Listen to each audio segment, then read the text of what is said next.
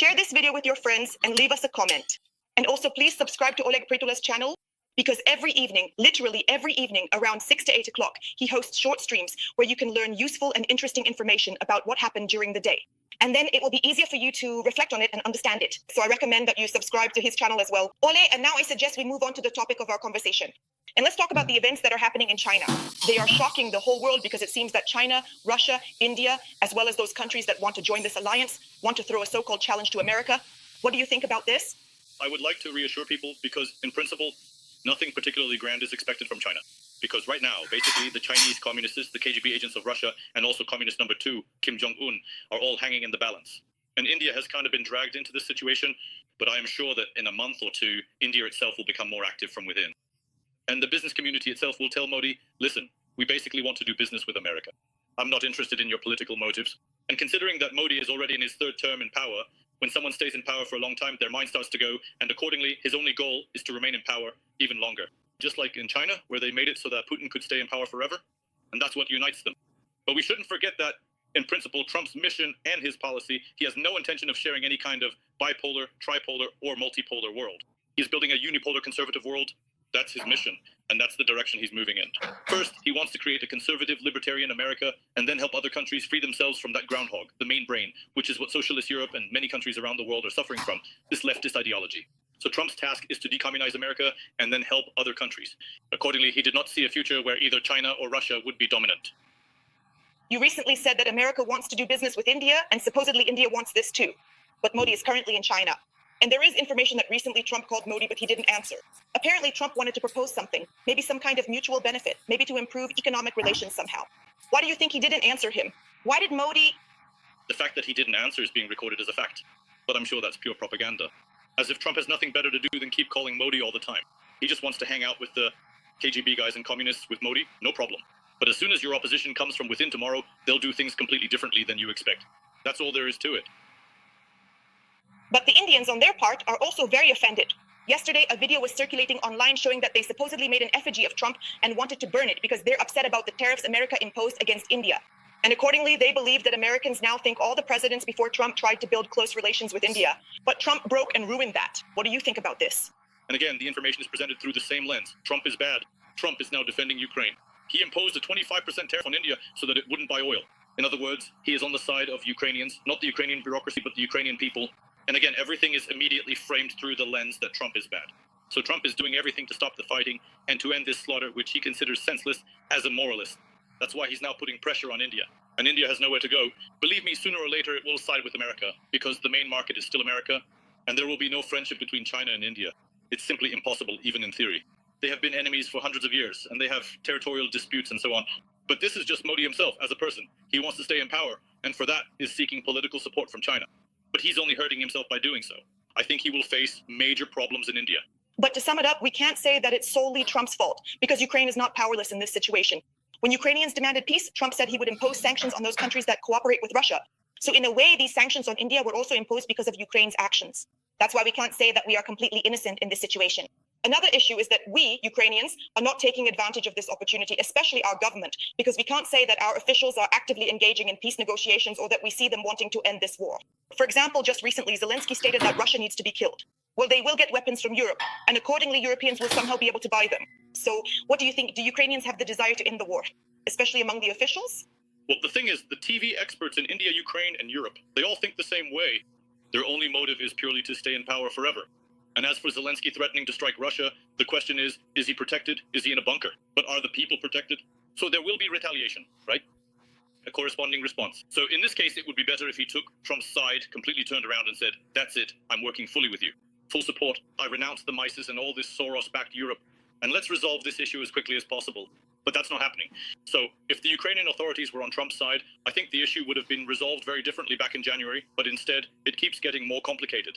So it turns out that Ukrainians need one thing, while the authorities need something completely different. That's the answer.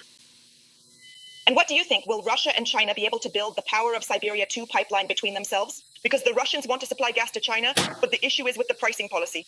It seems that China understands how interested Russia is in this, since it no longer supplies gas to Europe and wants very low prices. Will they manage to build this route in order to supply gas? Because the documents are supposedly already signed.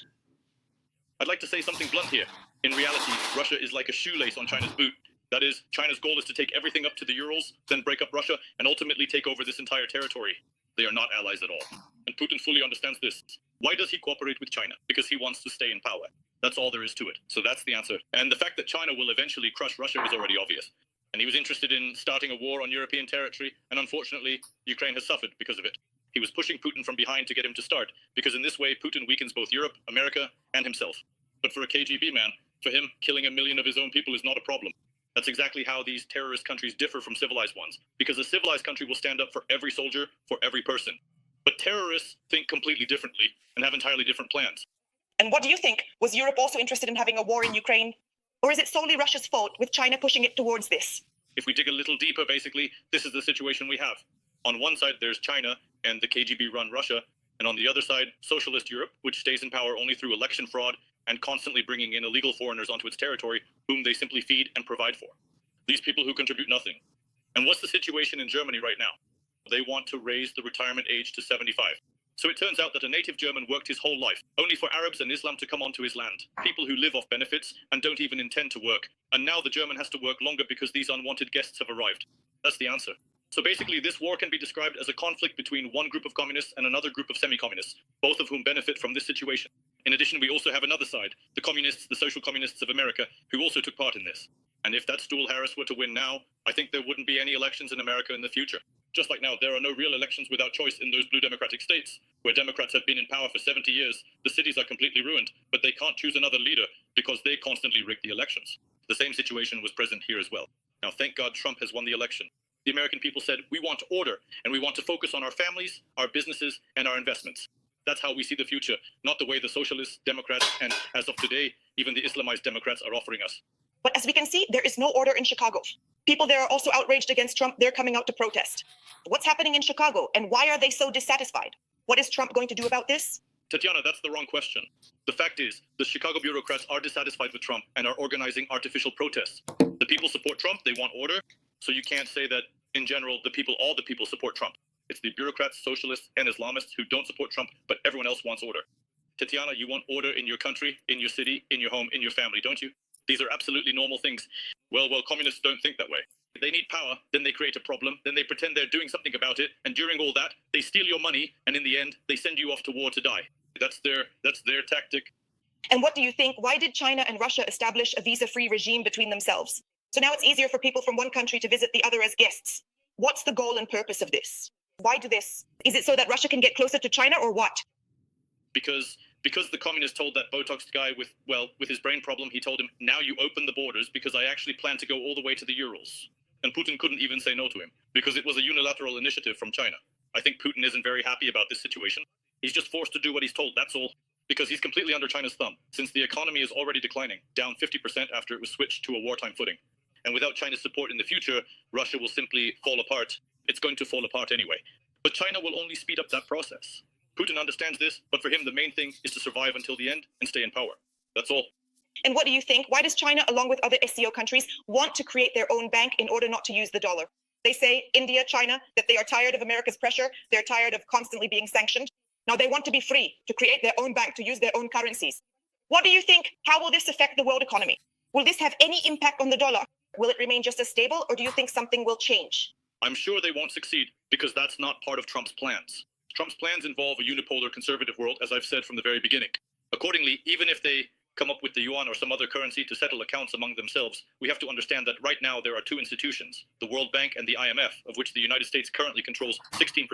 Then comes Japan, I believe, with 6%, and China has about 5%.